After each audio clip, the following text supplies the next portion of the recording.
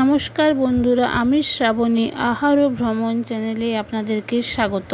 আজ আমি বানাবো কুলফি, যার জন্য নিয়েছি আমি দুধ 500 ml, আর বাদাম নিয়েছি, কাজু, কিশমিশ, পেস্তা আর আমন্ড, আর নিয়ে নেব মিল্কমেড 1 কাপের মতো, আর 1 কাপের থেকে একটু বেশি চিনি নিয়েছি। এবার আমি কড়া বসিয়ে দিয়েছি, তাতে দুধটা নিয়ে নিলাম। আমি ফুল ক্রিম দুধ নিয়েছি। এবার দুধ একটু গরম হলে এর মধ্যে দিয়ে দেব মিল্কমেড।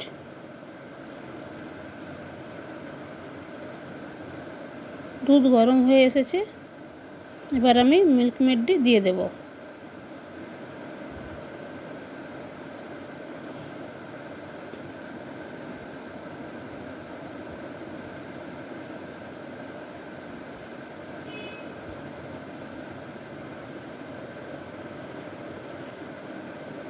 ভালোভাবে ঢেলে দেব, তারপর মিক্স করে নিয়ে আমি একটু দুধ তুলে রাখবো।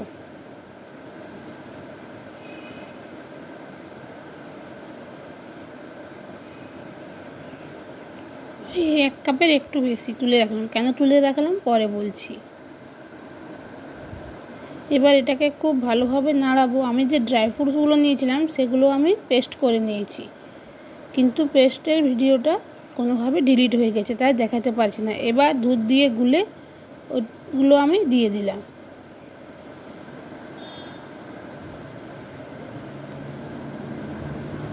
এরপর আমি খুব ভালোভাবে এটিকে নাড়াতে থাকবো।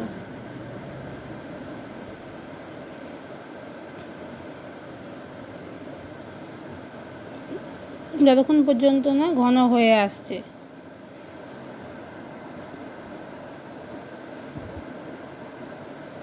আমি আঁচ বন্ধ করে চিনিও দিয়ে দিয়েছি। এরপর এটাকে আমি খুব ভালোভাবে নাড়াবো, যাতে লেগে না যায়।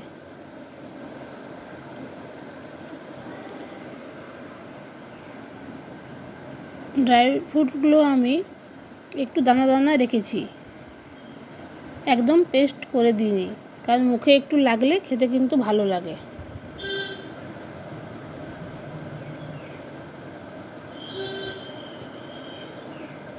এই দেখুন একটু দলা পাকিয়ে গেছে, যেহেতু কিশমিশ দিয়েছিলাম তাই এগুলোকে ভেঙে নিতে হবে।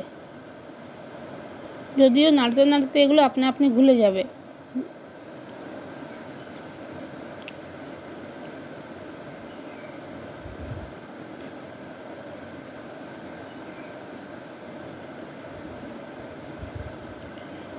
দুধ অর্ধেক হয়ে এলে আমি কিন্তু নামাবো। তার আগে ভালোভাবে এটাকে ঘন করে নিতে হবে।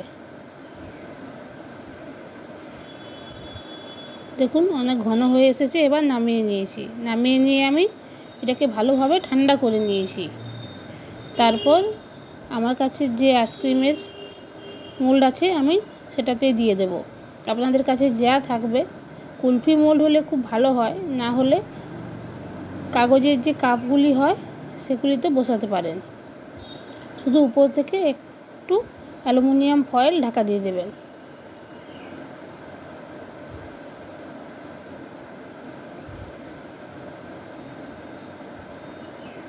সবগুলিতে ভালোভাবে ভরে নেব।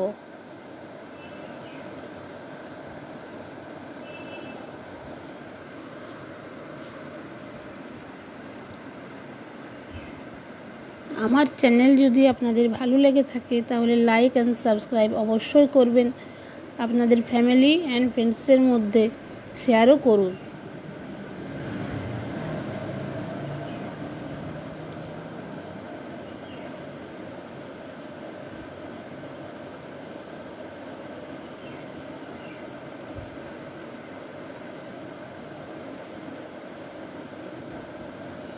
হ্যাঁ, আর কোনো ভুল করলে সেটাও কিন্তু কমেন্টে জানাবেন। আমি কিন্তু কোনো পাকা রাঁধুনি নই, যতটুকু জানি ততটুকুই আপনাদের সাথে শেয়ার করার চেষ্টা করি।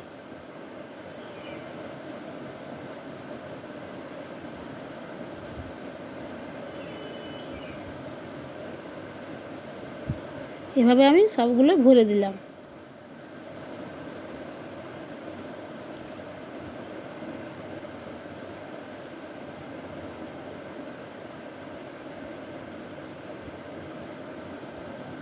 বাইরে প্রচুর পড়েছে, তাই আমি ঢাকনা লাগিয়ে ভালোভাবে ধুয়ে নেব।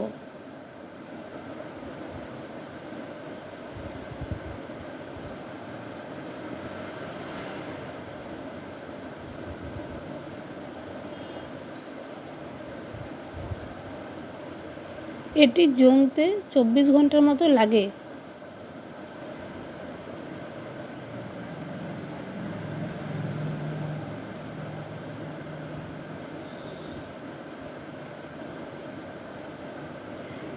কিন্তু এখানে বারবার লোডশেডিং আর যা টেম্পারেচার বেশি, তাতে আমার 3 দিন লেগে গেছিলো। আমি পরিষ্কার করে ঢাকনা লাগিয়ে দিয়েছি। এবার এটাকে ফ্রিজে দিয়ে দেব। এবার আমি বের করে নিয়েছি, দেখুন কি সুন্দর জমেছে।